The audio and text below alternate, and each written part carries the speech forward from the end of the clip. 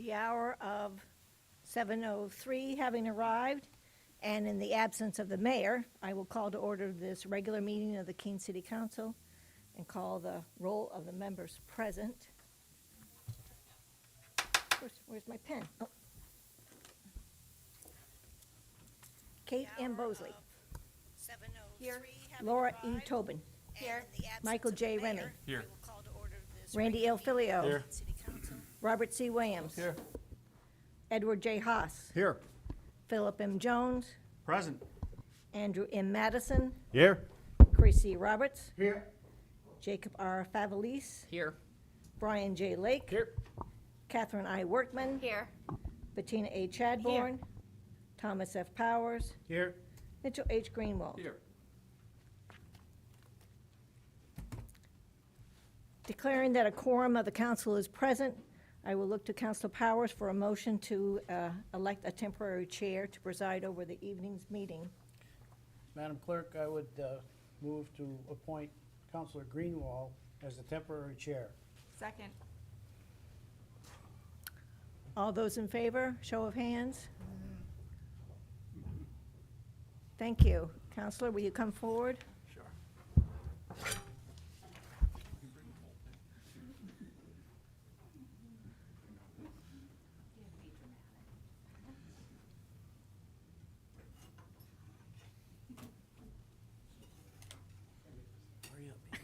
You know it's just for the meeting, right?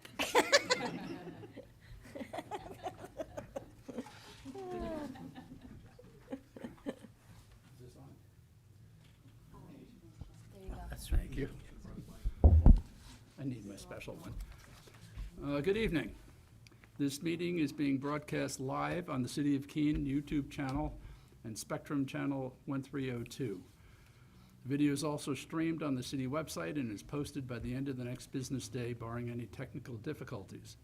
If you would like to receive an electronic council packet to reference while viewing future broadcasts, please contact the city clerk's office during business hours or go to the city website and subscribe to the city meetings email list. The agenda is also accessible from any mobile device. Do we have the mayor with us on Zoom? No. Okay, therefore, first item is the Pledge of Allegiance. Council Bosley. Surprise. I pledge allegiance to the flag of the United States of America and to the republic for which it stands, one nation, under God, indivisible, with liberty and justice for all. Okay, and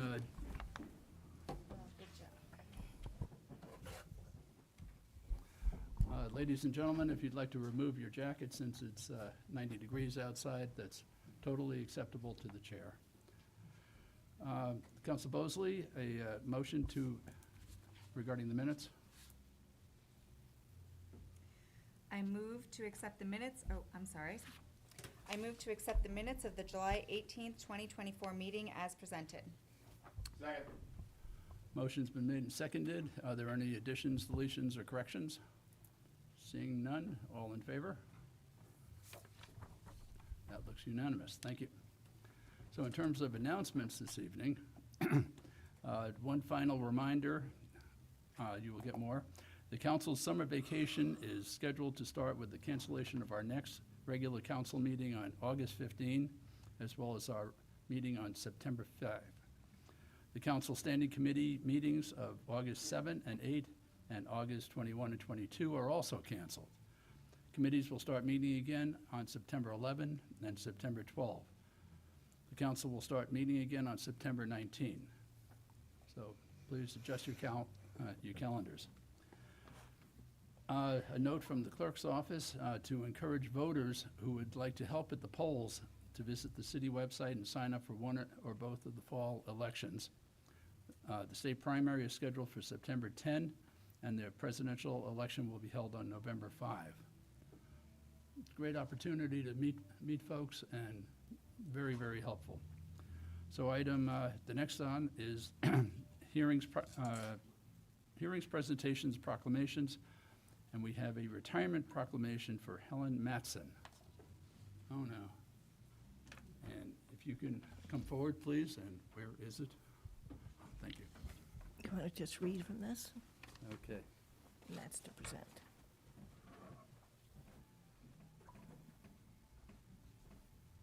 It's the best part about being here this evening. I get to say this to you. You've been so valuable to me, anyway, helping me with my impairments dealing with technology and scheduling. So, in the year of our Lord 2024, this is in appreciation of Helen Kennedy Matson upon her retirement. Whereas Helen Matson began her career with the City of Keene June 9, 2003 as its executive secretary and has served 3 city managers and 5 mayors, as well as provided backup support to 3 city attorneys. And whereas, as a top-notch professional, Helen brings her A game to work from the start of every day to its finish, whether following or leading, remaining energetic, upbeat, focused despite interruptions, and knowing what needs to be done and doing it, no matter how large or how small the task, as she plans, prioritizes, and multitasks to manage the workflow, never needing a reminder about any complicated scheduling or assignment required, tracking deadlines, sharing information with key stakeholders as necessary, continually increasing her knowledge of city operations, all while appreciating others' input. And whereas, did you write all this? No. Wow. You're so valuable to the city. Whereas the provision of good customer service being dear to her heart, she has served as the first point of contact for the manager and mayor's offices and handling situations with approachability, diplomacy, impartiality before concerns reach them. Always offering a smile that extends to her voice, listening actively, respectfully, patiently, and empathetically, regardless of the situation, providing a safe space for both internal and external customers to speak, city manager, and providing honest feedback in a tactful way. And whereas, valued as a colleague with her consistent can-do attitude, quickness to laugh, and easy willingness to lend a hand, Helen is able to change direction on a dime, has attended every meeting, researched vast amounts of information, demonstrated her great ability to communicate, further her knowledge of city operations, added value to whatever project or issue in which she's involved, and acted as a sounding board and confidant, always discreet, rendering invaluable support as a partner and administering daily affairs, and an integral part of the manager's ability to effectively move forward the business of the city. Can you get closer to the mic? I got a Get message. closer to the mic. Thank you. Should I start over? No. And whereas, highly regarded by her peers and a credit to the city and city events, her contributions include serving as staff liaison to the Partner City Committee, a member of the Employee Retirement Holiday Luncheon Committee, and the Personal Advisory Board, as support to the former College Relations Committee and the Cable Television Committee, the President's Court, and the City Manager's Speak Up program, and has acted as a buddy for new employees. And whereas Helen retires 31 July 24 with more than 21 years of honorable service to the city. Now therefore be it resolved that the City of Keene hereby extends its sincere thanks to Helen Kennedy Matson for her dedication to the city and wishes her the very best for her retirement years. And be it further resolved that a copy of this resolution properly engrossed be presented to Helen in appreciation of her years of service in the City of Keene and the greater Monadnock community.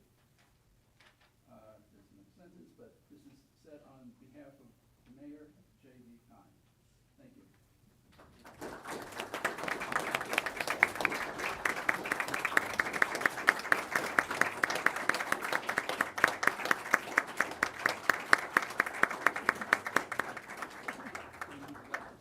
something? Or not? Thank you. Thank you very much. My years here have been more fulfilling than you can possibly imagine.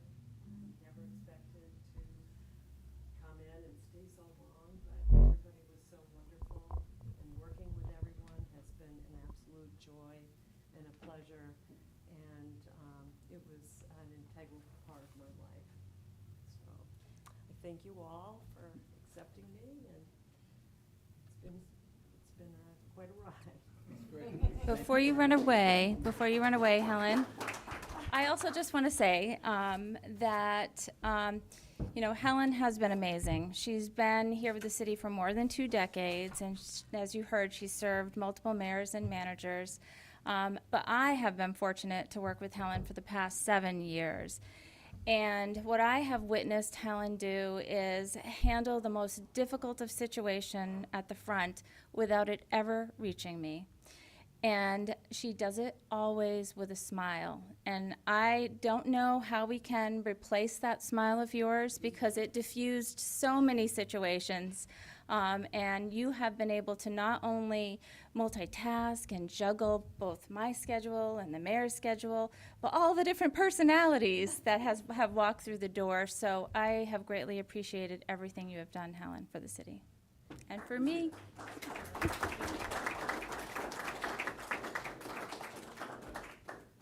got the photo? Helen, Good. Rebecca got it, yeah. Thank you. Thank you. Thank you very much.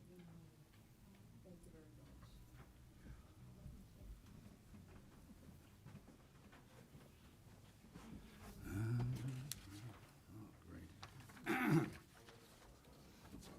Here are these.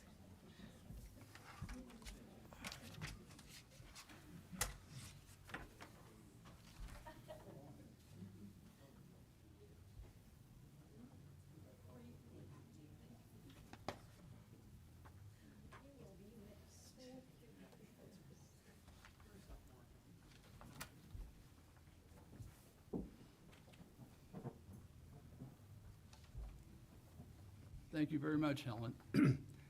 So next proclamation of sorts, would Lily Runez please come forward? Peter?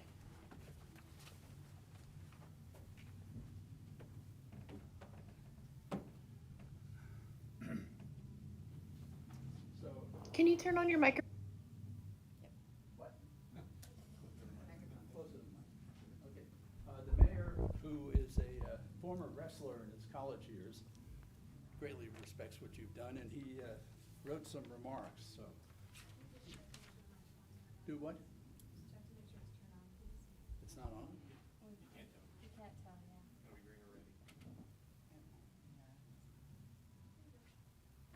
So it didn't matter how close I was. All right. These are words from Mayor Khan. I'm guessing you, like me, are watching USA athletes joining nations around the world in the 24th Olympic Games. You may have noticed that there's a medal competition for women's wrestling. It's a very competitive sport. Just ask Lily, the Keene High Rising Junior, and I'd like to introduce you to her. If you haven't seen her wrestle on the Keene co-ed wrestling team. Yes, because women like Lily, wrestling isn't a high school men's competitive sport any longer. Lily's a groundbreaker, like one of Malcolm Gladwell's 10,000-hour geniuses. Nobody in New England wrestling community sees Lily as an ordinary girl. She's a phenomenal athlete.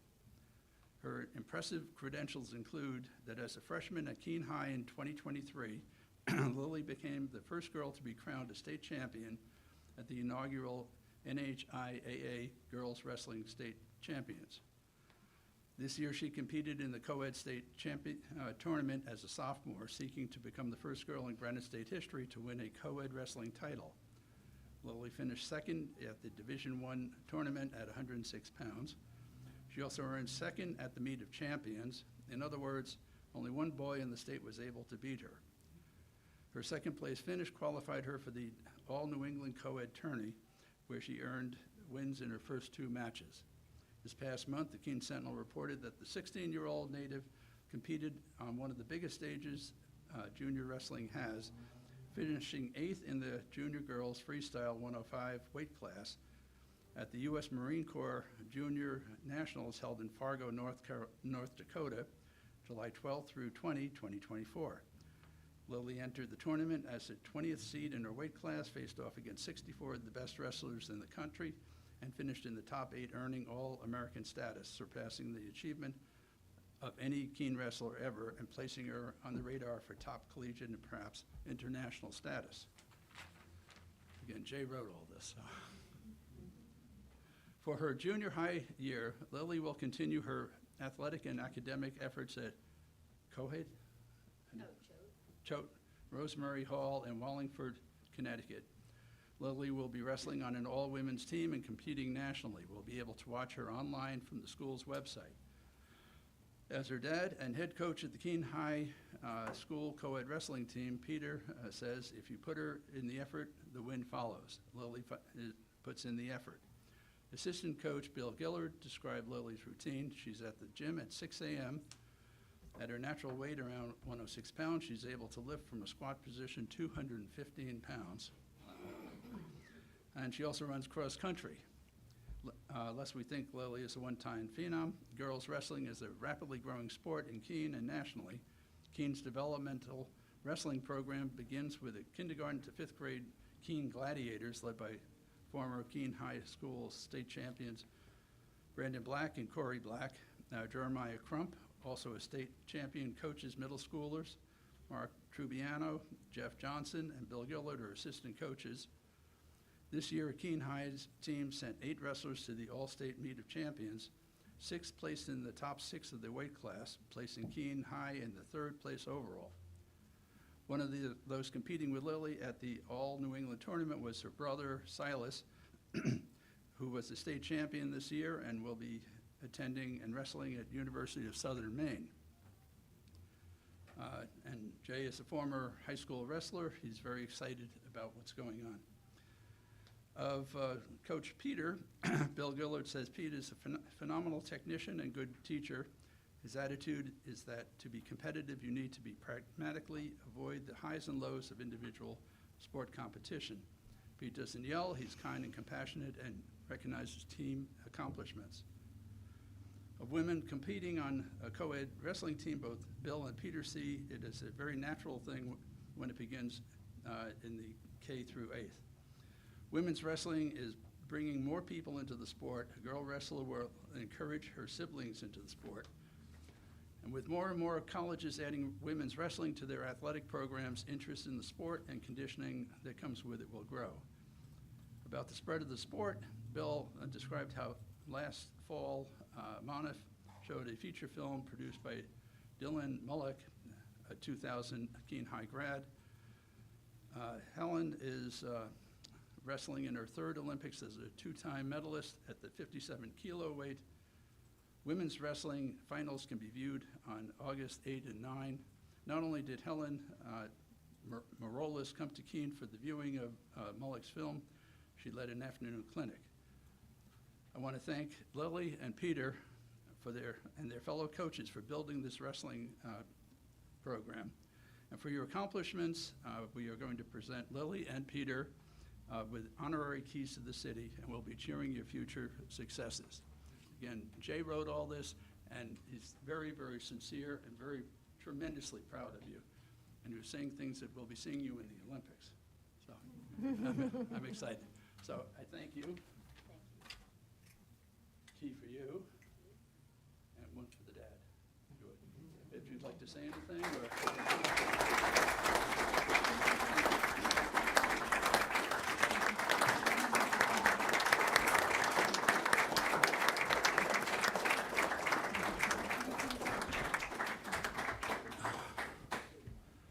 Boy, I think I need a break. All right, thank you. Okay, so moving along, we're on public hearing, item A3. This is a public hearing on ordinance O-2023-16B, an amendment to Land Development Code charitable gaming facility. So, City Clerk. Notice is hereby given that a public hearing, notice is hereby given that a public hearing will be held before the Keene City Council relative to ordinance O-2023-16B that would change permitted uses in the downtown core and the commerce districts. The application to amend the LDC has been submitted by the City of Keene Community Development Department. Specifically, the petitioner proposes to amend Section 8.3.2 of Article 8 of the Land Development Code to add a definition for charitable gaming facility with use standards, amend Table 8.1 and Table 5.1.5 to display charitable gaming facility as a permitted use in the Commerce District with limitations, and amend Table 9-1 to list the minimum on-site parking requirements for this use. In addition, the petitioner proposes to amend Section 8.4.2.6.c.2.a of Article A of the LDC to remove drive-through uses as a permitted use by special exception in the downtown core district, per order of the mayor and councilors of the city of Keene, this 18th day of July, 2024. Thank you. And I see Mary Bruner has joined us representing the Community Development Department. Thank you. Thank you, Mr. Chair, I guess. Mary Brunner, Senior Planner. I'm pretending to be Jesse tonight, so bear with me. So this ordinance has been around for quite some time at this point, so I'm going to really be focusing on the changes since you last saw it, but happy to answer questions about the ordinance overall to the best of my ability. This was originally introduced to City Council for a first reading on October 19th, so it's been in the process for quite a while. The original ordinance has seen quite a few changes. It did come to you for a public hearing previously on January 18th of this year, but was ultimately sent back to the Joint Planning Board and Planning Licenses and Development Committee for further workshopping. The Joint Committee opened a public workshop and met actually 4 times to work through this ordinance. So there's been quite a good deal of discussion and editing that's gone on. So I'm going to do my best to summarize them, but happy to dive into details and answer questions. So the main changes that have occurred since you saw the last version, which was an A version, is I'd say probably the biggest change is that the Joint Committee really felt strongly that it didn't necessarily make sense as a use for a charitable gaming facility to occur in the downtown growth district. They really took a close look at the intent statement for that district and felt that the downtown growth is intended for a more walkable, pedestrian-oriented environment, and it's meant to be an extension of the downtown core area. So that was a pretty big change right there. And then they also wanted to put some use limitations on the use. So a use limitation basically means that it's allowed in the zoning ordinance, but you have to meet certain criteria for the use standards. And if you're not able to meet those criteria, you would have to go get a variance. So the proposed use standards include limiting this to 1 charitable gaming facility per lot. So you couldn't have 2 on the same property. You could only have 1 per parcel. And the second use standard is related to where these facilities could be located.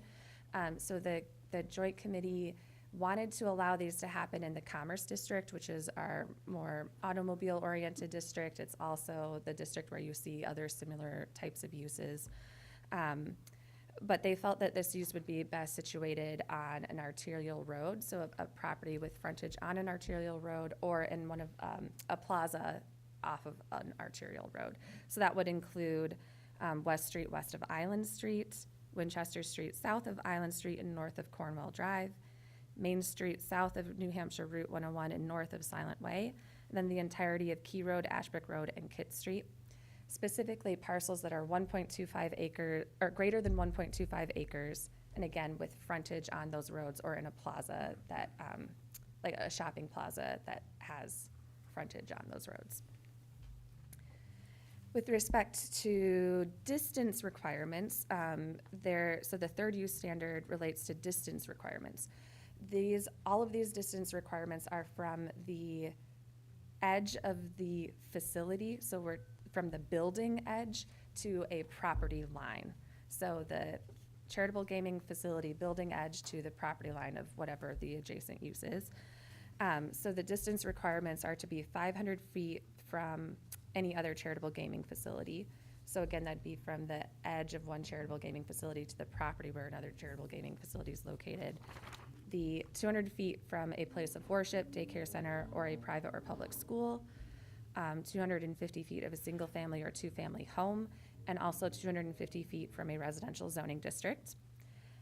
There was a good deal of discussion about whether or not to limit the minimum square footage.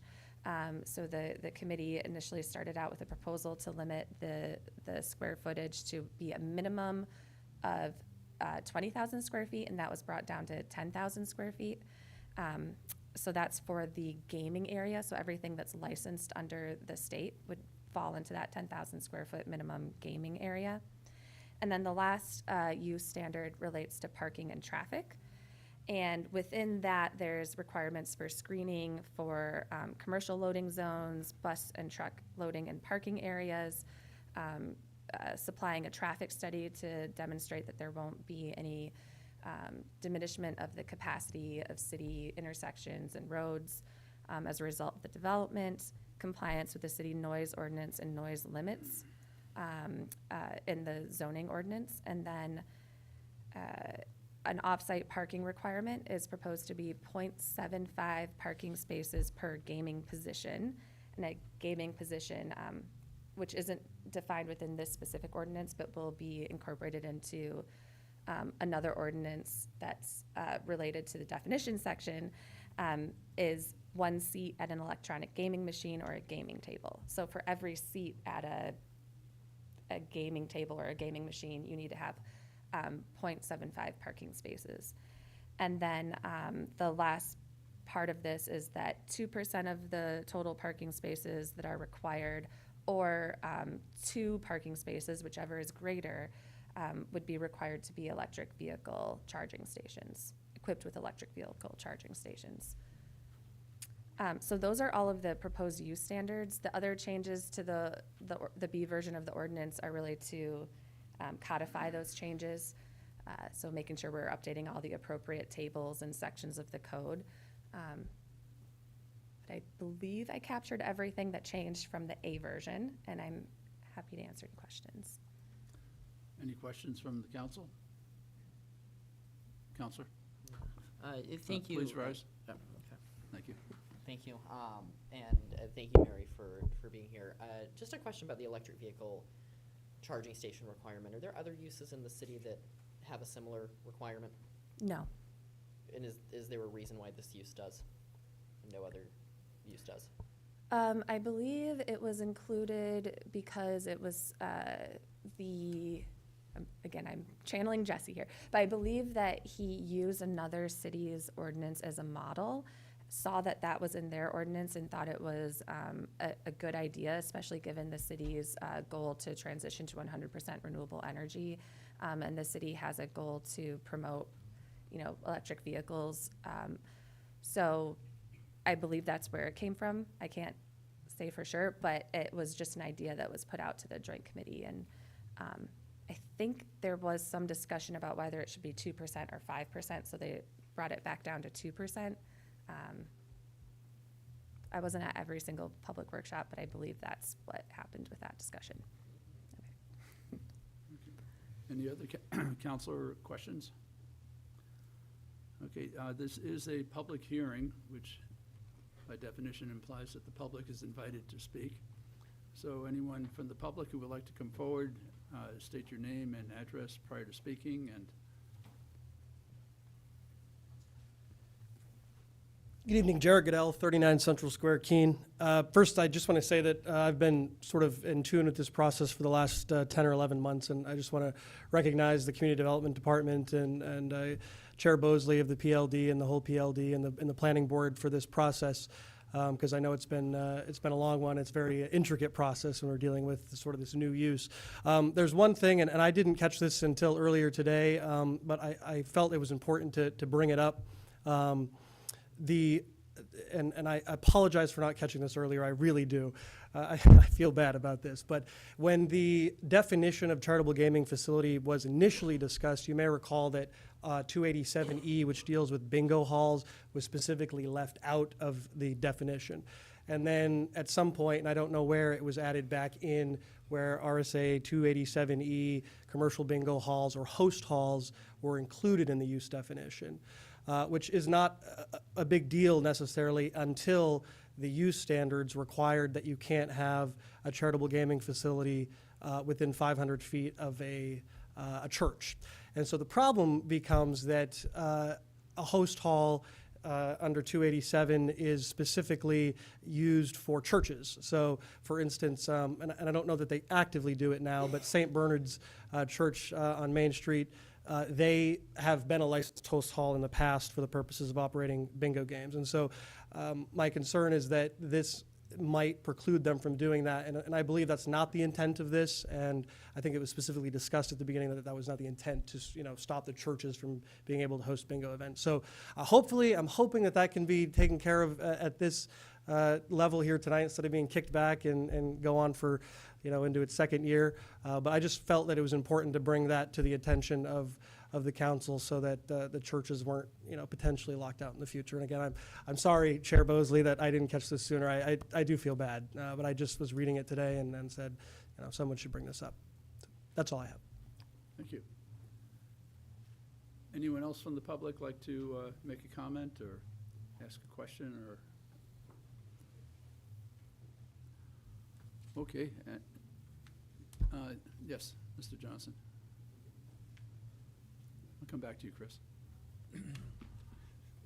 Yes, my name is Greg Johnson. I'm owner, principal of H.D. Johnson Real Estate in Keene. I came tonight to listen, but I just wanted to make a couple of comments.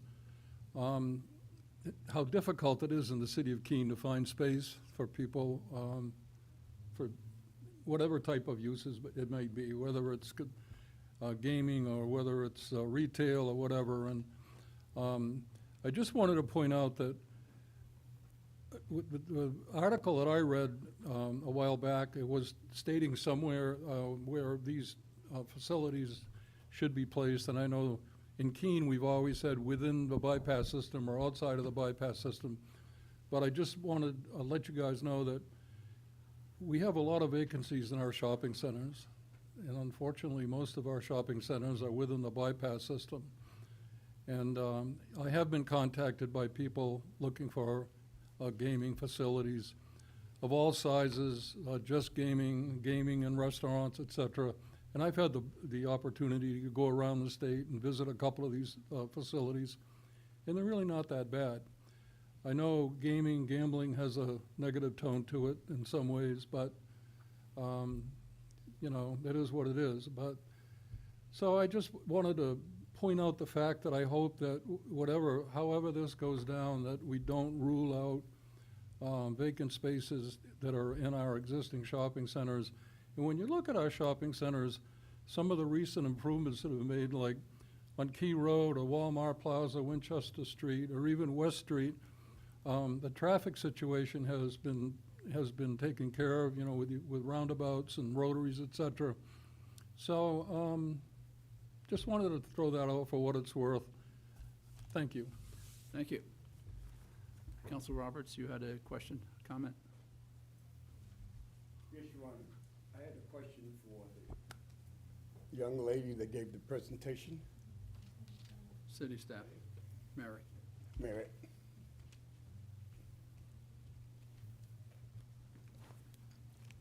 The question I have, if all these rules are implemented, how many places in Keene would qualify to put one of these charitable organizations in? Because we're putting a lot of restrictions in.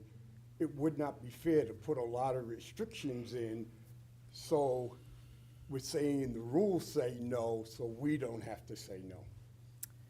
Yeah, so the Joint Committee did take a look at what the actual areas would be where this could occur. And the way this process kind of worked is they actually, we were looking at a map of the city, and they were literally saying, well, that would be a good location, that would be a good location, that would be a good location. And sort of we identified that a unifying theme of all of the lots that were being identified was that they were a little bit larger so that they could support a larger facility. They fronted on a major arterial road, and a road that could handle a good amount of traffic. And they were in an area with other commercial uses where they were less likely to be disruptive to their neighbors. But some of the concerns were that even within these commercial areas, there are still some residential like pockets, and so they wanted to make sure that there's at least a little bit of distance between this type of use and a single or two-family home, or a residential district where a home could be built in the future, just because there can be a lot of noise late at night. They also talked a little bit about, the traffic and parking demand for this use being a little bit unique with folks coming and staying for a long time. So I think all of those factors kind of played into the locations. I don't have it set up for tonight to show maps, but we did show maps of all of the locations where this would be allowed. So basically, the stretch of West Street between, from the Colony Mill up to the bypass system would basically all be available if the lot is at least 1.25 acres in size. That would be available for a charitable gaming facility to be located. It would have to be oriented towards the road, unless it's inside one of those shopping plazas, to the last commenter's point. And then Winchester Street, I think it's, let me see, Winchester Street is south of Island Street, so basically between Island Street and then just a little bit past the roundabout, so all the commercially zoned parcels. And then Kit Street off of that and Key Road off of that would all be areas where this could occur. And then Main Street between the 101 intersection, basically all the way down to the end of where Commerce ends, which is, the road is called Silent Way. All of those properties would be available as well. Or places where it could occur. And then the committee also noted that even if a lot right now is not large enough, there's the potential if someone were to buy multiple lots and merge them, they could do that to qualify for a location. Yep. I think that Follow-up question. So, except like when you said for like shopping center or one of those are already being built, it sounds like the committee and everything is looking at new construction for these gaming facilities? Yes, so that's the sense I got. I don't want to speak for them, but that's what I thought was implied, because unless there's already a large enough building to accommodate this use, a new building, or at least a building would have to have an addition added onto it in order to meet the size requirement. Thank you. And I'm sure someone That's will good correct enough. me if I got that wrong. Only, Council Bosley. Yes, thank you, Chair. I just wanted to also point out that I believe Ashbrook Road was also included. So if anyone wants to go to the video that would be posted for the joint committee, the maps that Mary's discussing are there, and it really helps you visualize. I think that the committee took a very long time trying to understand the orientation of where we thought that these things would potentially be appropriate, these types of facilities would be appropriate. So it took a lot of finesse, and there is quite a bit of area. And some buildings already standing and some that might need to be constructed, but definitely options. Thank you. Councilor House?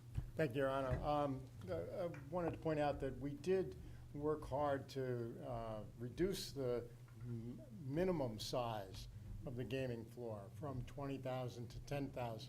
That should help facilitate use of existing buildings where there might be infill that could be possible, addressing Mr. Johnston's concern, perhaps. I don't know how many 10,000 square foot floors you have that could be used for this, but at least we got that down, and that's a minimum gaming size, which is a little odd from how we normally specify things, but that's something that should help facilitate using existing properties.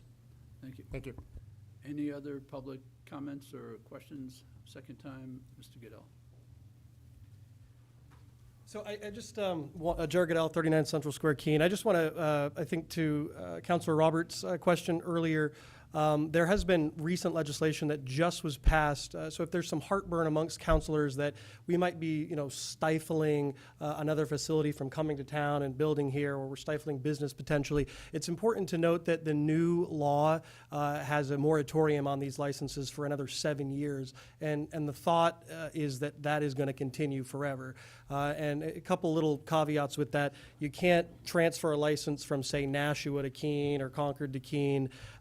So really the license that exists here today is likely, at least for the next 7 years, unless the legislature does something different, is all that's going to happen. So, there's no concern that we're saying, no, you can't come to Keene and do business here, at least the way I understand the law. That's all. Counselor?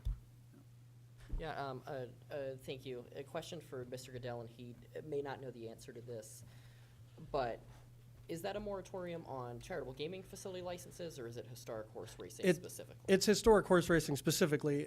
However, I'll tell you as a former operator that I don't want to get into the weeds too much, but at this point, there is not, that I'm aware of, there's not a single charitable gaming facility that is not attempting to have HHR or has HHR, because from the standpoint of just business and profitability, you kind of need one for the other. It's like a grocery store without bread and milk.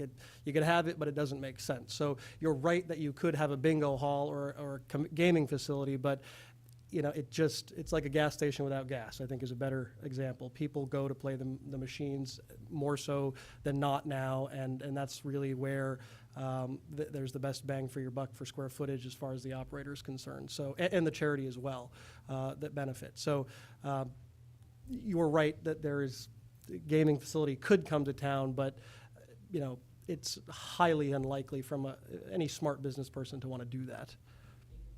Thank you. Again, this is a public hearing. Any members of the public have any comments or questions? Therefore, seeing no further, I will close the public hearing, except that written comments will be accepted until 1 p.m. on Tuesday at the clerk's office, September 10th. So, anything further on that? We're done. Okay, next item on the agenda, elections, nominations, appointments, and confirmations. We have a couple of nominations. Yes, Mayor Khan has nominated Sam Temple and Karthik Goda to serve on the Library Board of Trustees. Both of these terms would be December 31, 2027. And to the Partner City Committee, the mayor is nominated Eric Weisenberger to serve on that committee with this is an unexpired term from Dawn Thomas Smith, I think, at your last council meeting. You accepted her resignation. This is the remainder of her term. Okay, so these nominations will be tabled until the next regular meeting. The next nomination is regarding a Congregate Living and Social Services Licensing Board. But before considering this nomination, I'm bringing forward item J1 in your packet. This is an ordinance that amends the membership qualification for the nomination to the Congregate Living and Social Services Licensing Board. So, Thank you. We do have a Finance Organization and Personnel Committee recommendation on this ordinance. They are recommending that a B version be adopted, and that would take us to Ordinance O 2024-05B, an ordinance relating to boards and commissions. so that report will be filed, and we go to Councilor Powers for a motion to adopt, and Councilor Remick. Thank you, Mr. Chair. I'd move to adopt ordinance 2024-05B. Second. Yes, Councilor. We've worked on this as a group and as individual committees for quite some time. And the essence of what is in the document is that we're trying to streamline the commissions and boards so that they're able to meet on a regular basis with a quorum, and that some of them are kind of duplicative of each other, so we combine those responsibilities in the same, and we put aside a couple of them that really are not functional, and there's not a mission for them now.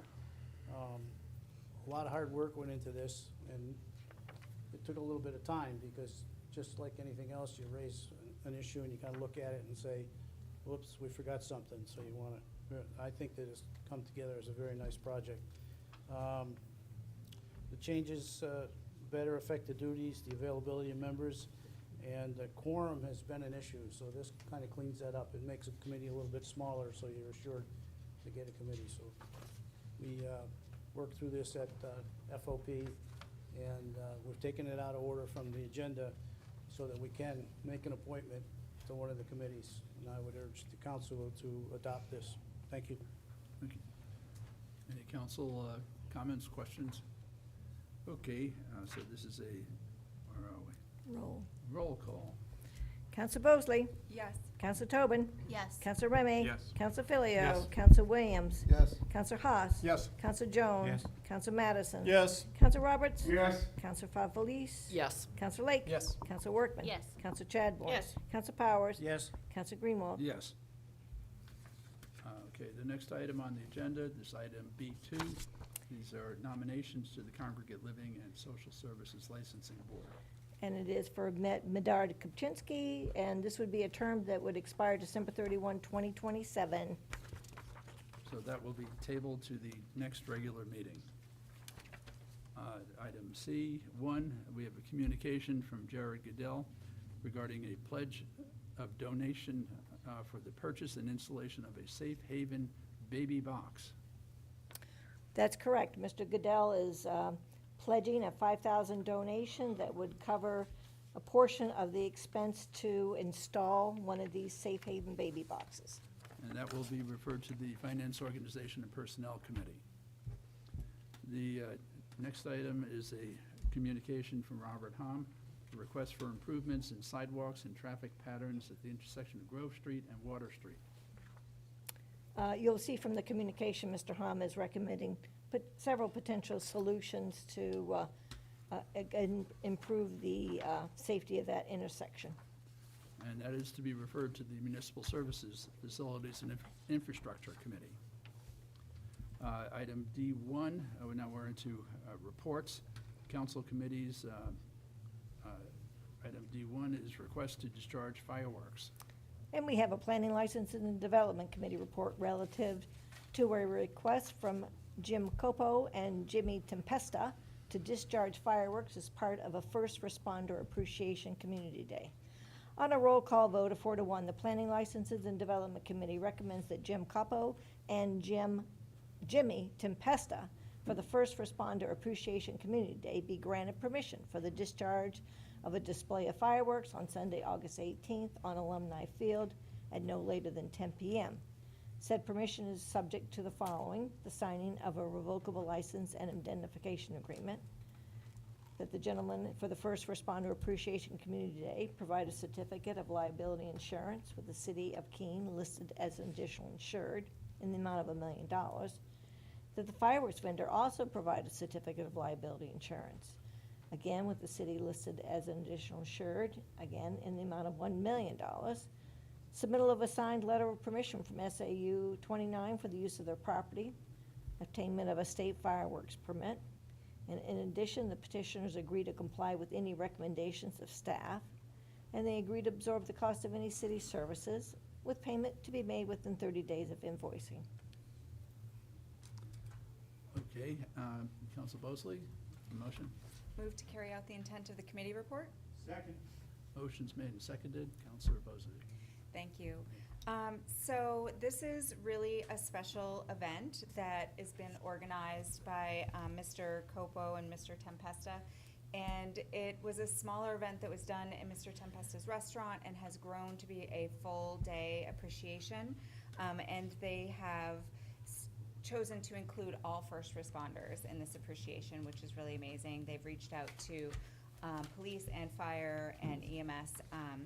And so it's really, and if you look back at the PLD agenda, you can see a copy of their schedule for the day, and it's really incredible, all the things that they've organized, including a city police versus city fire ultimate showdown softball game, which is gonna be great to watch.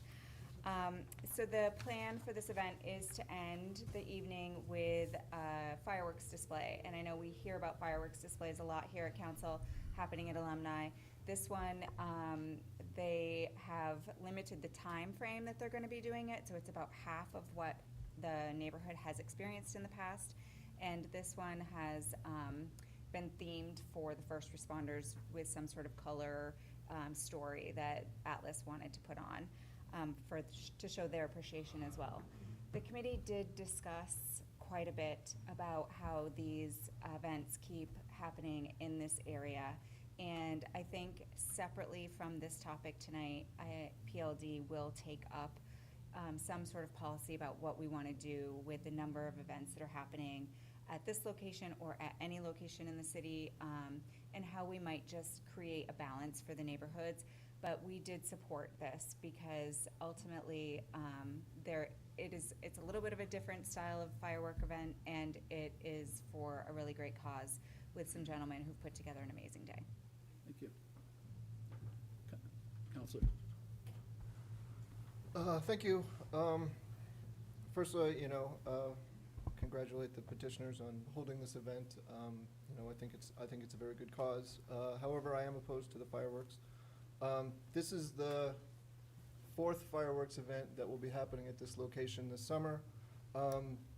Do we really have an understanding of the impact that this is having on the neighborhood? Do we really have an understanding on the impact this is having on the ecology? What do we know about migratory birds that go through there? What do we know about the bats?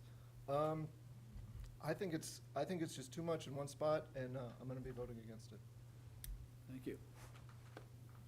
Counselor Jones. Thank you. At the committee level, I did ask the petitioners if they could get the word out to the community, especially those in West Keene who are in that area. We do have people on the autism spectrum. We do have people with sensitive dogs. We do have veterans with PTSD that need to know ahead of time that this is going to happen, and they agreed to do that, so I thank them for that.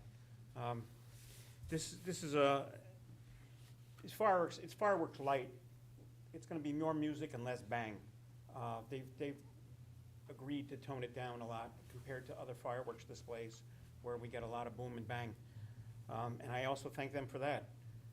And I also want to, this is a private event, it's not a city event, and I also want to thank them for what they're doing and how they're standing up for the first responders. I had the honor of talking to them earlier tonight, and I showed them that in my pocket, I carry an honorary PBA Lifetime Shield, which was awarded to me in 1990, and because of the work I've done for first responders. And I'm very proud of that shield, and I'm very proud of the work that they are doing, and I look forward to it happening, and I thank them. Thank you, Counselor. Counselor. Thank you, Mr. Chair.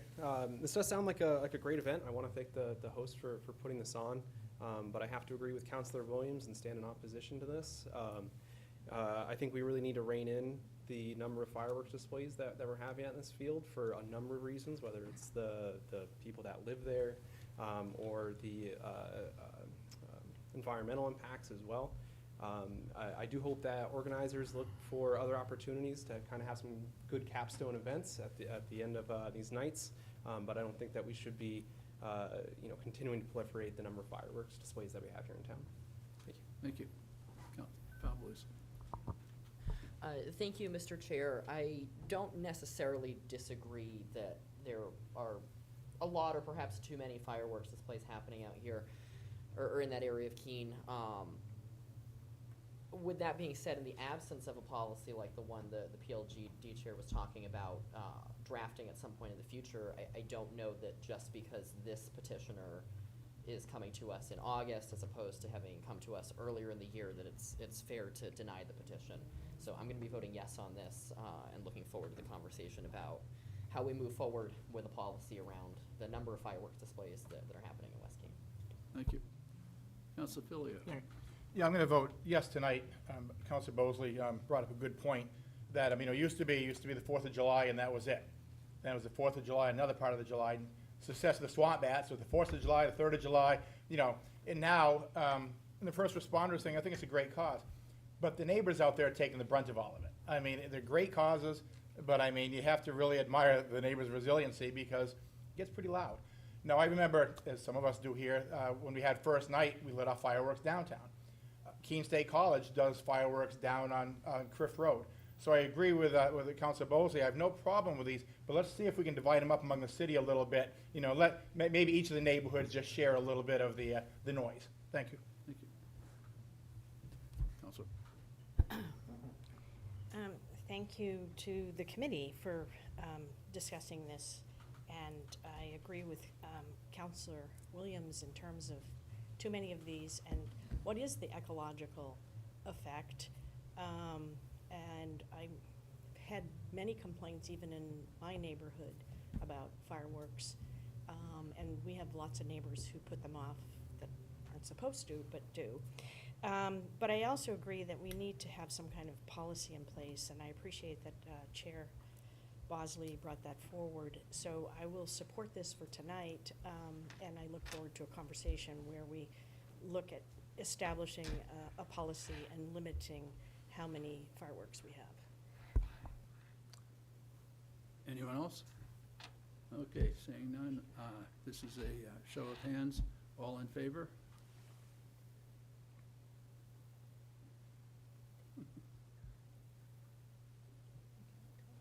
And opposed? And it looks like 2 opposed. You got it? Okay, fireworks, done. Okay, item D2, this is a request for authorization for the issuance of a building permit for 3 Albert Place and 57 Marlborough Street. Planning Licenses and Development Committee report relative to the authorization of the issuance of a building permit. On a roll call vote, 5-0, the Planning Licenses and Development Committee recommends that the City Council grant the request to authorize the issuance of building permits subject to the normal review and approval process for 3 duplexes on the property located at 57 Marlborough Street. Thank you, guys. Okay, Council Bosley for a motion. Move to carry out the intent of the committee report. Council Jones? Second. Thank you. Council Bosley? Thank you again. So this is a little bit of an interesting topic and how this came to PLD.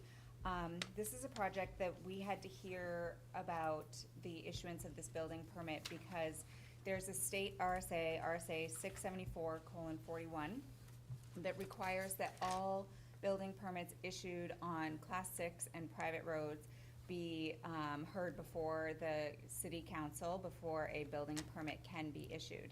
And what I can say is that this is a project that will be constructed on a private road from Marlborough Street in a well-developed area and resembles very closely to a cottage court and what we were trying to accomplish through the cottage court ordinance, but does not live in a district that would allow cottage courts because it's a downtown district and not a residential district. But I can certainly see the parallels for what they're trying to accomplish here. And they had met with the planning board, and the planning board did send through their recommendation that the City Council grant this request after reviewing the project. So we heard the request, we reviewed the state ordinance on this and looked at our personal resolution and didn't see any conflict and chose to recommend that this get authorized. Thank you. Anything, questions or comments from councilors? Councilor Jones? Thank you, Mr. Chair, Mayor, whoever you are. Whatever. Your Honor. I just want to say, I think this is a great opportunity. We've been talking about housing for 2 years now in the community, and this opens up a place for more housing. On more time at the joint committee level, we do have a section coming up, which working on our land code, which will allow for private streets once again in the city, and that will lead to more development within the community. So I think we should pass this tonight. This was a wave of policy, and I think it was a good one, and I look forward to more of these when we change our policy. Thank you. Thank you. Councilor? Thank you, Mr. Chair. I always like to say a word for the items before the council that are in my ward, and I am excited about the prospect of further development, residential development in East Keene and in my ward specifically. I also want to echo the PLD chair's comments that this is not a decision that the city council is making on the merits of this proposal. This is still going through the regular planning and zoning and site review and any other kind of processes that it needs to go through. This is an administrative step that I think is the result of an overbroad state law that really isn't talking about properties like this, but talks about properties like this. So I look forward to supporting this and giving the green light for it to continue moving through the regular order process. Thank you. Thank you. Anything further, councilors? Seeing none, this is a simple majority, show of hands. All in favor? Any opposed? Looks pretty unanimous. Thank you. Next item is D3. This is regarding the donation of land at 0 Ashwheelot Street. Planning License and Development Committee report recommending that the city manager be authorized to do all things necessary to negotiate, execute, and/or accept all documents required for the purpose of constructing and maintaining required compensatory flood storage located on property to be transferred to the city by JRR Properties LLC, being a portion of 0 Ashwheelot Street for the benefit of JRR Properties or its transferees, successors, or assignees, and is preliminarily depicted as Concept 3 on the plan prepared by SVE Engineering, dated January of 2024, to be effective as of the date of the transfer of the property into the city. Thank you. Council Bosley for motion. Move to carry out the intent of the committee report. Second. Council Jones with the second. Council Bosley. Thank you again. So this was a really interesting topic for me and a great opportunity to learn something new. This was a conversation that we had in relationship to a parcel of land on Ashwheelot Street that a portion of which is being donated back to the city and a portion of which is being donated to the Monadnock Conservancy for the building of their headquarters. In order for that building to take place, there needs to be a compensatory flood storage, which means that for the amount of soil that they will be taking over with their building, they need to create enough flood storage for that, to compensate for that building size. And that flood storage is going to lap over onto some of the property that's going to be donated back to the city. PLD saw a couple of different versions of what we thought, or what the engineers wanted to propose for this project. And I think we have some amazing members of our committee that were really able to articulate what was an appropriate use for that water storage there. And we got to a design that is a swale, which will encompass local vegetation. It will allow for normal habitat for plants and birds and other animals that are in that Ashwheelot River Park area already, to be able to use it, and it's really complementary to what the Conservancy is trying to do. It looked like a win-win for everyone, and so we were really happy to move this one forward too. Thank you. Any, Councilor Jones? Thank you, Your Honor.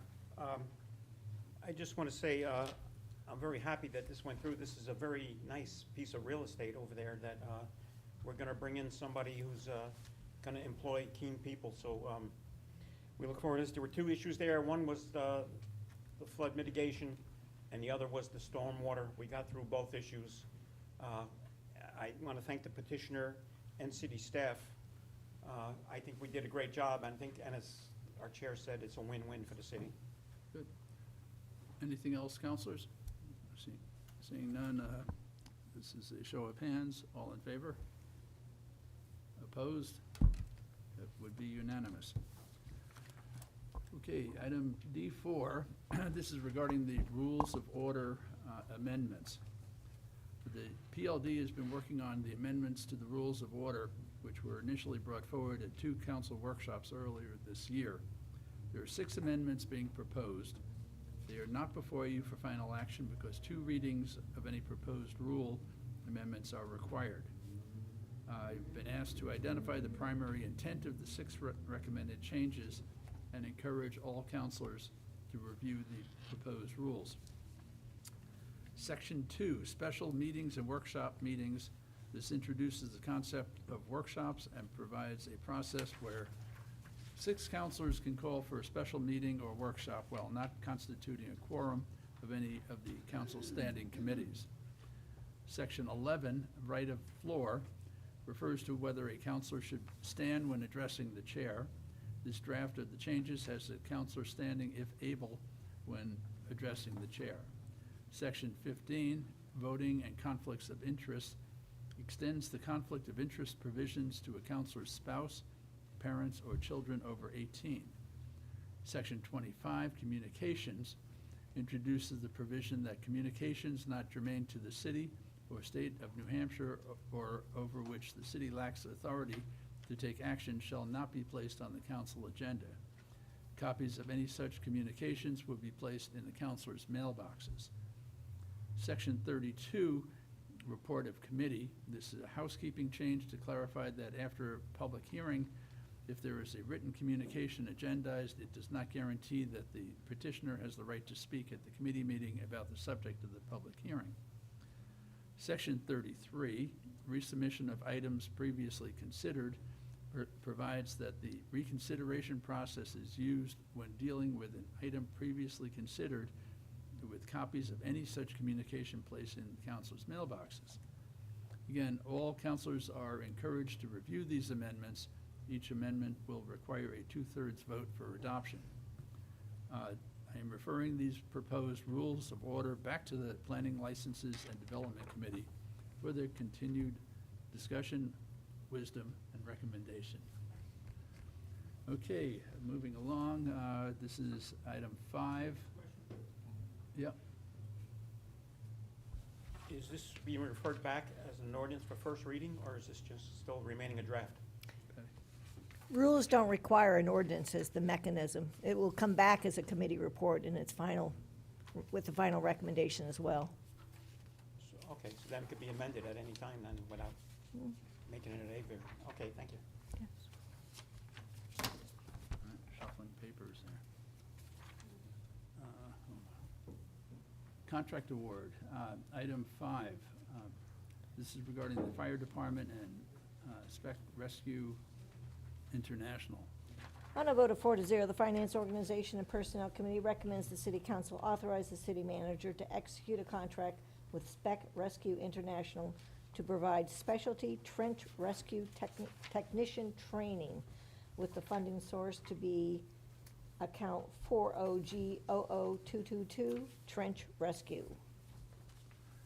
Okay, recognizing Councilor Powers for motion. Thank you, Mr. Chair. Move to carry out the intent of the committee report. Second.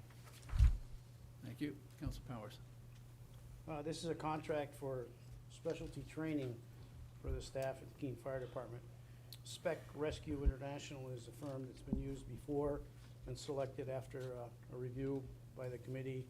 It's been used by several other fire departments in the area, and the funding is a combination of our own funds and some grants. The funds make it so that we can have a class that's fairly comprehensive. So whenever you have a situation where you have a rescue in an open space or a confined space, at certain depths, it requires additional equipment and specialty training. You can't just jump in and try to rescue somebody. So this is a pretty important piece of training. It's not readily available, so whenever there's an opportunity to bring a firm in and the equipment, it's very important. So we've been lucky to be in this position, and with the approval, they'll get together, scheduling it, getting people through the program. Recommend the council authorize the manager to sign this contract. Thank you. Comments, questions? Seeing none, this is a simple majority show of hands. All in favor? Opposed? Unanimous. Good. Item D6, regarding State Homeland Security Program, DHS, approved training for locals. On a vote of 4-0, the Finance Organization and Personnel Committee recommends the city manager be authorized to do all things necessary to accept and expand the State Homeland Security Program Award, DHS approved training for locals in the amount of $2,925. The funding source is account 40G00224, hazmat training. Thank you. Council Powers for motion. Thank you, Your Honor. Move to carry out the intent of the committee report. Second. Motion Motion's made and seconded. Council Powers. This again is a grant, state money, probably federal funds coming through the state Homeland Security programs. And it's $2,925, and it allows the the fire department to select various training classes that they would have 1 or 2, or maybe 3 to 4. It's not a group, this would not be a big group, but in selected disciplines that are germane to what we do here in the fire department. And so we'll pay for either their salary to be present in class or salary to backfill somebody on shift when that happens. It's important that we get these kinds of grants because you can see if you watch these training programs over the course of the year, there's a lot of time needs to be spent in the classroom. And these are specialty ones that aren't, again, readily available. It's not happening locally, so you have to go to Concord. Recommend this be adopted. Thank you. Comments, questions? Seeing none, simple show of hands. All in favor? Opposed? Unanimous. Great. Okay, item D7, professional services contract for the final design of downtown infrastructure project. On a vote of 4-0, the Finance Organization and Personnel Committee recommends the manager be authorized to do all things necessary to negotiate and execute a professional services agreement with Stantec and Consulting Services, Inc. for an amount not to exceed $1,230,000 for the final design phase of the downtown infrastructure project. The funding sources will be split among the general fund, the water fund, and the sewer fund through the following accounts: the downtown infrastructure improvement account, the stormwater resiliency program account, the sewer improvement account, and the water distribution improvement program account. Thank you. Council Powers. Thank you, Mr. Chair. Move to carry out the intent of the committee report. Second. Motion's made and seconded. Council Powers, tell us about it. So this is moving our downtown project along. We're into that step where we now need a definite plan. We need all the design elements. We need the parts, pieces, and everything that are going to be required to make this work. Our association with Stantec has been good, brought us to this point. It's a recommendation to the city staff that we continue that relationship. They have worked with them to come up with a rough figure of $1,230,000 for the final design phase of the downtown infrastructure project. That includes some project oversight. It includes some work alongside whatever contractor selected and working closely with our staff as it goes through. Where's the money? It's going to be taken from 4 different funds: the general fund, the water fund, and the sewer fund, and some sewer improvement programs, monies, and water distribution improvement projects. Additionally, you need to know that the first phase of the work that Stantec did for us met every need that we had and was not as expensive as it was estimated to be. So there's about $400,000 in the project fund they'll be able to use against this project. And then part of that also is there's an allotment in the proposed contract for some work with the downtown, some contact back and forth between the project, various groups downtown. Stantec figured that they would be part of that, and they may or they may not be. There's a couple of ideas kicking around. At any rate, there's an allowance in there for them to assist with that project as it goes through every day. When there's an issue that may arise, it's got some technical parts to it, and it really affects a particular business. They're going to be available to do that. Our committee talked a little bit more about just the contract with the city engineer slash public works director, and it was unanimously approved by the FOP, and I hope you'll do the same, because this will start the project inching forward at a little bit better rate. Thank you. Thank you. Comments or questions? Okay, seeing none. This. Oh, where? Oh. Anyone else? Phil, hi. I couldn't see that shirt. My shirt's not loud enough? I just want to say, with all due respect for the process, I've been opposed to design from the very beginning, so to be consistent, I will be voting no on this. But thank you for all the effort that went into it. Thank you. Anyone else? Okay, this is, What? oh, Councilor Roberts. Didn't see anything. Like the city engineer told us in the committee, this is the design proposal. We don't know what's going to happen when we dig up the ground. There'll be a number of test areas to ensure we don't get extra surprises, but whenever you do a construction project at this length, it's going to have surprises. They're being prepared for the surprises. And it's important that we start the process. We have a rule in the Marine Corps, once you're at 70%, you start the process, and you be prepared for changes as you go, because the longer we delay the process, the more expensive it's going to get.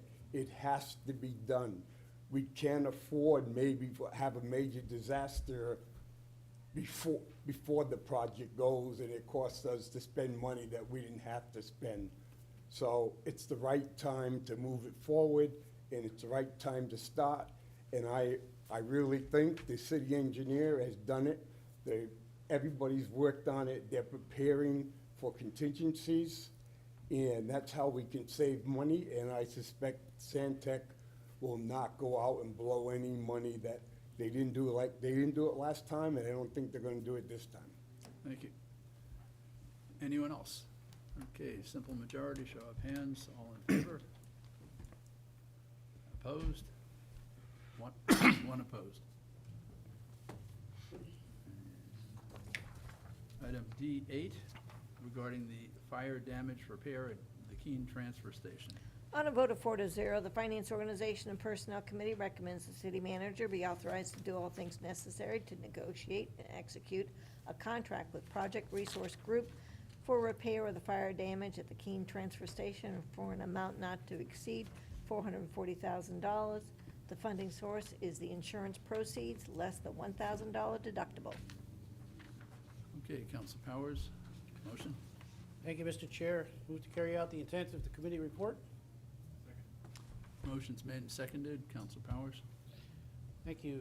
Mr. Watson from the Public Works Department joined us to give us an update on the transfer station and seeking permission for a sole source contract with the firm that they've selected as Project Resources Group for the repair of the fire damage to the building.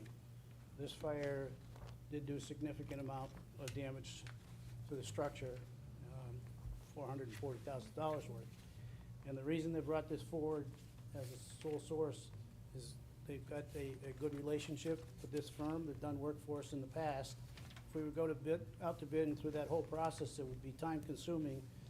And Resource Group is available to go to work now, which is an important part because this is a significant project and they'd like to get it done before winter would start.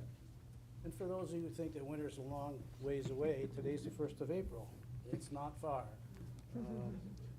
Duncan is very satisfied with the work that they do and their ability to be ready to go. And he would like this approved, and I recommend we do it. Thank you. Thank you. Any comments, questions? Seeing none, all those in favor? Opposed? That would be unanimous. So we are now up to city manager's comments. Thank you. So I would like to start this evening by thanking Senator Shaheen. She supported our $3.6 million request for the stormwater portion of the downtown project, and that's very important. We did have several congressionally directed grant fund requests into both Shaheen and Custer's office, and this one is the only one that has made it so far. And so she did forward it to the Appropriations Committee, and I'm hopeful that they will keep it in their final budget. So we do appreciate her support of that project. I also wanted to give you an update related to code enforcement and inspections. Over the last several months, Fire Marshal Rick Wood has been working with our code and fire inspection services. And I wanted to share a complimentary email we received on July 12th from the owner of the new Tropical Smoothie Cafe opening soon in the West Street Shopping Plaza. He wrote about his positive experiences with TJ O'Brien specifically and the Community Development Office. And he wrote, I quote, "I have spoken to him on multiple occasions as we've had questions and he has been one of the most helpful and kind city officials I've ever dealt with. We own and operate 15 restaurants in 3 states, and I've been in the food and service industry my entire life. We've done new builds, remodels, scrape and rebuilds, and I have a lot of experience working with town and city officials, many of whom are rude, entitled, and do the bare minimum because that's how local government bureaucracy works in some places, but not here. Our experience in Keene has been exceptional, and I really wanted you to know that. And this is the 3rd positive message in the last 2 months that I've received related to code enforcement services and fire inspection services. So I thought it was important to share that positive feedback because often you only hear the negative. I also wanted to let you know that we have gone online with gas and oil permitting as well. So not sure what's happening there, but Fire and Code have been working with a local service provider, Davis Oil, to pilot an online system for gas and oil permits using fillable forms and an online permit application through our iWork portal. And this is available through the Community Development website. So we are looking right now to make easier online payment options, and not just for this, but for many other functions in the city.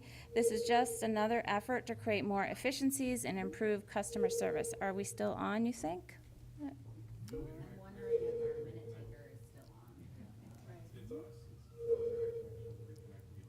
Okay.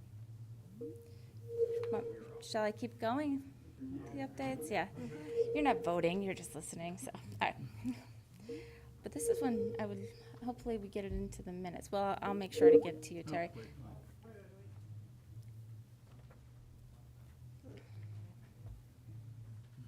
Right, Talk amongst Bill? yourselves.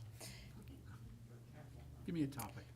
I'll provide this to the clerk's office to make sure it gets into the minutes. I wanted to give you just an update on fire call activity. In 2022, we conducted a fire department staffing study, which resulted in the recommendation to add 4 new firefighter positions to the department at a cost of just over $500,000. This was implemented in 2023, so it's been about a year now since we've had those 4 additional firefighters. And since then, there's been a lot of changes. We have seen Deluzio Ambulance close its doors. We have struck an agreement with Cheshire EMS for backup ambulance service. And we've also seen a lot of retirements. And as a result of that, a lot of new faces at the department, some of which require a great deal of training. And as always, the department is very busy, and the mutual aid system for our region can be at times strained by the availability of some of the smaller departments around us. I'm currently getting daily call reports from the department. We set up a system so that I could get that right out of ESO, which is their reporting system, and we're working on how to get different data from there, because data is very important when you're trying to come up with strategies to address these sorts of things. And so we are looking at digging deeper into the data and understanding where we're going, what we're going for, and what services are strained. We are also looking for strategies to help ease the burden of our departments to avoid the need for more staffing. For example, when we entered into our agreement with Cheshire EMS, we noticed we were still going to more calls at skilled nursing facilities in the city, more than we had done in the past because Deluzio had been handling those calls. So we discussed this with Cheshire EMS and came up with strategies to deal with the non-emergency calls through transport services. And we're still working on that. It's not perfect, but it definitely has been improving.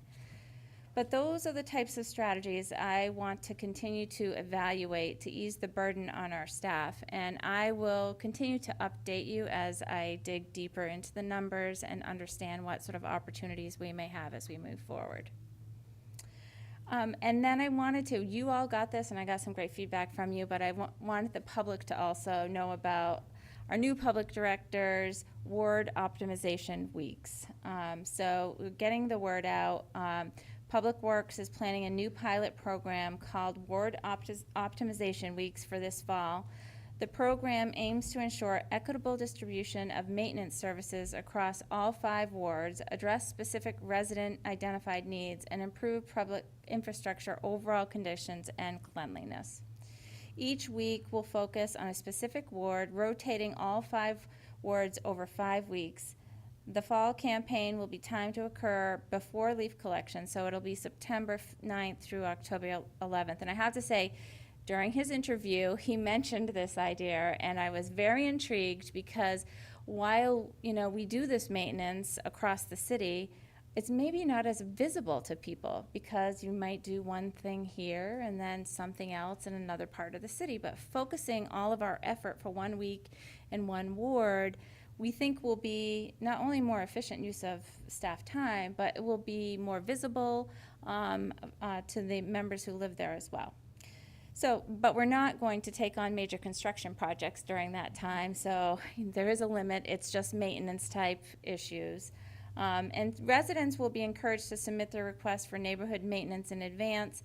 They will advertise this program via press releases, posts on the website, social media, and through the See, Click, Fix program. And if you haven't signed up for that, you should. You'll automatically get a notice about this. And so if you have something you're concerned about in your ward or in your neighborhood, you can take a picture, add it to See, Click, Fix, and it'll be added to the work list. At the end of the program, the Public Works Director will provide a summary report to MSFI along with a recommendation as to whether or not the program should continue. So we'll find out just how successful it is. And that is it for me. Okay, thank you, thank you. So now we're in reports, city officers and departments. So we, something from the finance. Actually, Councilors, this was placed on your desk this evening, memo from the Finance Director. Council Powers. Thank you, Mr. Chair. I move to suspend the rules of order to consider and act upon the recommendations from the Finance Director for audit services. Second. Council Powers. We need to vote on the suspended rules. Suspension, yeah. Okay. Council Bosley, Yes. Council Tobin, Yes. Council Remy, Yes. Council Filio. Yes. Council Williams. Yes. Council Haas, Yes. Council Jones, Yes. Council Madison. Yes. Council Roberts. Yes. Council Favelis. Yes. Council Lake. Yes. Council Workman. Yes. Council Chadbourne. Yes. Council Powers. Yes. Council Greenwald. Yes. Okay, back to Council Powers again. Thank you, Motion. Mr. Chair.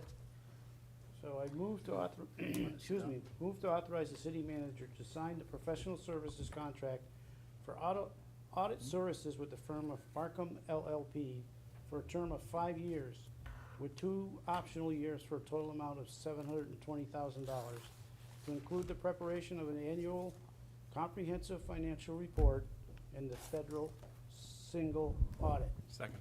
Motion's made and seconded. I think we're gonna hear from the finance director, perhaps, Okay. or you. No? What are you gonna say?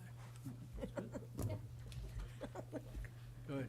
Thank you Please. all for suspending the rules for this. I know it's short notice, and I do apologize for that, but it is time sensitive, and I really do appreciate the opportunity. Back at the beginning of July, we proposed, we set up an RFP requesting proposals for qualified firms to perform our annual audit. The contract that we had in the past expired after the June 30, 2023 audit, and that was with Markham LLP. They are formerly known as Melanson, that we've had for a few years. So the RFP was posted by purchasing, and it was placed in the public portal and advertised in the Keene Sentinel, and it was on the city website under the public notices. The RFP comprised of financial and compliance examinations of the city basic financial statements and supplementary information and compliance reports. The audit is to cover federal, state, and local funding sources in accordance with accounting standards generally accepted in the United States of America and standards applicable to financial audits, including those applicable to the federal single audit. At the close of the deadline, there were 3 proposals that were received. One of the proposals was a firm located in New Hampshire, one registered in New Jersey, and one with key staffing offices in Massachusetts and Pennsylvania. It's really sad because there used to be many local auditing firms in the state of New Hampshire that used to bid and present proposals for us for these, and this time we only had one. So it's a field that a lot of firms just aren't into anymore. So we're fortunate to get the 3. So in reviewing the proposals, we focused on 5 actually major areas. One was the experience of the firm with governmental audits. The second was experience of the staff assigned to our audit and our project. The other one was the proposal schedule, since it is time sensitive for us and we are late in getting our proposals out and back in. And client references, and then the quality of the proposal. The first firm we looked at was the lowest bidder, or the lowest, the lowest bidder. But they failed to follow the requirements of the RFP. The firm did not provide a New Hampshire Board of Accountancy license as a foreign firm providing services in the state of New Hampshire. And we tried to look online on the state website to see if they were licensed, and they were not. The firm did not provide a proof of insurance. They did not provide a report of the firm's system of quality control, otherwise known as peer review, which is basically an audit of the CPA firm to make sure that they are following, the requirements to perform audits and reviews. And they had no governmental references that were listed and no mention of preparing a federal single audit. The staffing lacked the experience in both the governmental areas of audit and the single audit. So we removed them from consideration based on their qualification, but based on the fact, too, that they did not adhere to the requirements that we had put forward in the RFP. The second proposal came from a firm called Clifton Larson Allen LLP. They have more than 130 U.S. locations, and they were the lowest of the last 2 remaining RFPs. They have a New England office, and that team does specialize in governmental service audits, and they have a team, and they are based out of Boston and Pennsylvania. They provided a copy of their certificate from the state of New Hampshire of Accountancy that authorized them as a CPA, PA firm, foreign, to provide services in the state of New Hampshire.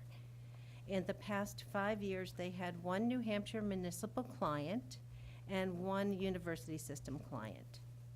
The New Hampshire client was their first New Hampshire client, and they picked them up as clients in 2023. The staffing and fieldwork and references had some governmental auditing experience, but they lacked the municipality and municipal experience for the state of New Hampshire. So we ranked them second. The final proposal was submitted by Markham LLP with offices located in Merrimack, and like I mentioned before, they were formerly known as Melanson and our auditors through the last audit. Markham LLP ranks among the top 15 firms in the nation with 4,100 professionals, which include 550 partners and 50 offices that are both nationally and internationally, and they are licensed and practiced to do business in the state of New Hampshire by the New Hampshire Board of Accountancy. The firm audits 400 governmental entities in New England, and as part of the RFP, Markham LLP provided us with 19 of their New Hampshire governmental engagements and referenced 5 New Hampshire municipalities of which they had longevity ranging from 18 to 28 years. Markham brings forth the highest level of experience for the city and to meet our needs, as the staff and the staff that they would bring in for the audit are comprised of certified public accountants and staff accountants that have New Hampshire municipal experience. So I did provide you in this memo just a brief overview of the financing proposals that they gave us for the years of 2024 through 2030. The total of Clifton was $608,000 and Markham LLP was $720,000. And below that, we did have a review committee, and I did bring forward to you how we ranked these in our scoring. And we did have Markham at the highest level to fulfill the needs of the city. Thank you. And I'm happy to answer any questions. Anyone have questions? Question. Speak to it. Do you want to, what? You want to speak? Yeah. Same thing. Stand up. You sure? Yeah, okay. All right. Yes, we are suspending the rules. However, you know, when we take 4 or 5 weeks off in the summer, we're gonna run into this from time to time. And this is probably one of the most important things we've had to suspend the rules for, because you gotta have a good auditor working with your program. There are probably some who say, well, you should change your auditor every once in a while. Probably a standard in that kind of business. But what's been outlined for us is a top-notch firm. And it looks like the other firms have made an attempt to come to work for us, and they got a low bid, but I'm not so sure I want the low bid guy counting my money. So it's important that we continue this process with a firm that we know, and we can continue to work with and grow from them, because I think we saw an improvement or a change in how they approached business when they bought out Melanson's. And I'm sure as they get bigger and bigger, they're gonna bring to the table for us some improvements and some other ideas that make it a lot easier for us to do business. So, yes, we are suspending the rules, and yes, it is a lot of money, but I hope you will approve this unanimously. Thank you. Thank you. Counselor House. Thank you, Your Honor. What a disappointment that there's no other firms available that would respond to our proposal. Hopefully we can work on that 5 years from now when we're back out in the market for this.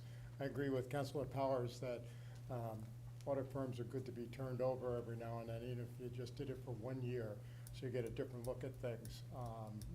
Things go too well.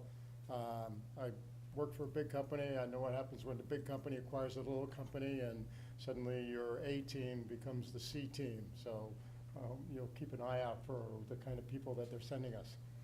Certainly I'm going to vote in favor of this, but I'm curious, what was the fee from Melanson last year or the year before? Do you know off the top of your head? Off the top of my head, I don't know, but I believe it was approximately $60,000 or $66,000. Okay, Yeah. so significant increase, but there's a lot of significant increases around.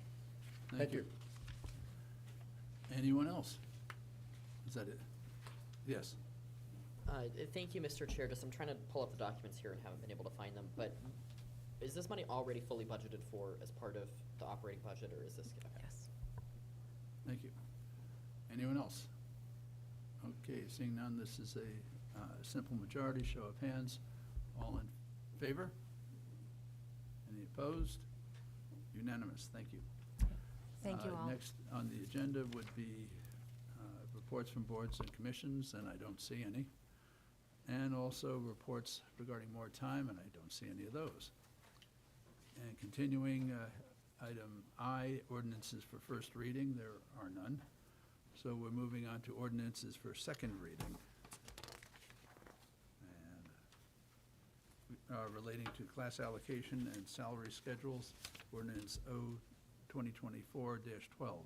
And we do have a report recommendation from the Finance Organization and Personnel Committee recommending the adoption of the ordinance.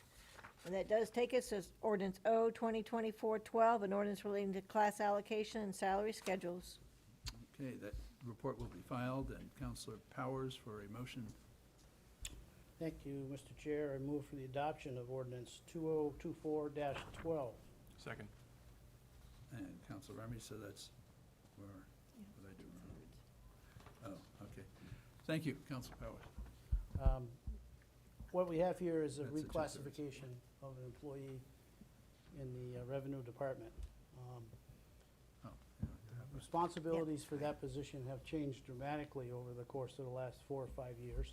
And then we added this new software system in there, and we had some retirements and people moving around, which caused a second thought about, have we looked at everything properly and make sure we've got people in the right positions? So with that quick review that was done by the HR department and the staff, it was very apparent that we needed to reclassify that position in the grades that are available for those types of positions in City Hall. This is not an additional employee. It's the same group of employees, and people will be moving around, I'm sure, as we fill vacancies. So this is in preparation to really move forward with a lot of activity in that particular section of City Hall. So we recommend unanimously that you adopt this, and it will start moving forward. Again, remember, today's August 1st, and business is moving on. Thank you. Thank you. Any comments or questions? Okay, so this is a roll call vote. I'm looking for a two-third majority. Counselor Bosley? Yes. Counselor Tobin? Yes. Counselor Remy? Yes. Counselor Pilio? Yes. Counselor Williams? Yes. Counselor Haas? Yes. Counselor Jones? Yes. Counselor Madison? Yes. Counselor Roberts? Yes. Counselor Falfalis? Yes. Counselor Lake? Yes. Counselor Workman? Yes. Counselor Chadbourne? Yes. Counselor Powers? Yes. Counselor Greenwald? Yes. That passes unanimously. Next on the agenda is ordinance O-2024-12 regarding the city attorney functions and powers. Is it It's 12 or 13. 13? 2024-13, yeah. And we do have a recommendation from the Finance Organization and Personnel Committee, which is the adoption of the ordinance. Okay. Council Powers. Thank you, May I just Mr. read it Chair. by title? Oh, I'm sorry. Ordinance O-2024-13, an ordinance relating to city attorney functions and powers. Yes. Okay. All right, folks, Here is the this majority. is part of the No. actions we're going to be taking as we're dealing with retirements in other departments. We looked at well, to be specific, these duties and responsibilities are in the city code. There is also a job description for the everyday things that would normally be in a job description, but these are put together in the code because that's at the level of importance. But they haven't been changed for the last 20-something years. And with Thomas retiring, causes you to start looking at things, and we went through a little bit of a review and tried to figure out what was best. And then Tom took all the ideas and came up with a recommendation, and the Finance Committee went through it. We made a couple little corrections, and we took some more redundancy out of it. Got sharp fella on the committee that reads every one of them. Thank you, because that makes it look a lot better, and it's easier to read for everybody. So, we're recommending that this be adopted this evening because it kicks off the next couple of steps in filling the position of city attorney. I know you're going to adopt it tonight, so as you adopt it, it'll get HR in a position to be able to advertise. And why are we kind of pushing it fast? We're pushing it fast because the law firms have a publication that's coming out very soon, and we want to get that in the New Hampshire and perhaps the surrounding states pretty soon so that we can start getting people coming back. The closing date is targeted to be September 22nd, based upon those publications. And then those who apply will need to get their considerations in here to the city of Keene by September 22nd, at which time we'll try to organize everything so that the council will have an opportunity to take a look at every one of them and make a recommendation for some finalists to come forward for interviews. And those processes take a little bit of time, so that's why we're kind of pushing along to get it done. Hopefully by the middle of October, we'll be having interviews. So you're gonna fill your calendar up. And think about that when you're taking this summer off. Could we do these meetings? No, I'm sorry. The mayor and the 3 chairs will kind of shepherd it, keep it moving so that it gets to your table, or maybe by computer, to be able to review them and pick some finalists to move forward. And then we'll schedule the meeting to interview them, and we'll go from there based on the number of applicants and those who wish to come to work here. So please approve this so we can keep it moving. Thank you. Thank you. Any comments, questions? Yeah, Counselor. Thank you, Mr. Chair. Just dotting my i's, crossing my t's. Did we have a motion, an active motion on the floor? I wasn't sure I Adoption. heard that in a second. or not. Adoption, yeah. Yeah. There is an active motion? Mhm. All right, I thank you. think so. Mhm. I know. Gets a little confusing. Just wait till non-public. Okay. Coming events. Okay, so we are discussing ordinance O 2024-13. And this is a roll call, simple majority. Council Mosley, Yes. and Council Tobin, Yes. Council Remy, Yes. Council Filio. Yes. Council Williams, Yes. Council Haas, Yes. Council Jones. Yes. Council Madison. Yes. Council Roberts. Yes. Council Favelis. Yep. Council Lake. Yes. Council Workman. Yes. Council Chadbourne. Yes. Council Powers. Yes? Council Greenwald. Yes. Okay, that sounds unanimous. Good. We have no resolutions to act on this evening, but yes, we do have non-public. So, Council Mosley. And you all might want to say no to this. I move to go into non-public session to discuss the release of non-public minutes, to discuss the hiring of a person as a public employee, and to discuss land matters under RSA 91-A:3II MBD. Second, someone? Second. Thank you. The motion's been made and seconded to go into non-public. That is roll call, yes. Yes. Yes. Council Mosley, Sure. Council Tobin, Yes. Council Remy, Yes. Council Filio. Yes. Council Williams, Yeah. Council Haas, Yeah. Council Jones. Yes. Council Madison, Yeah, let's go out with a bang. Council Roberts, Yes.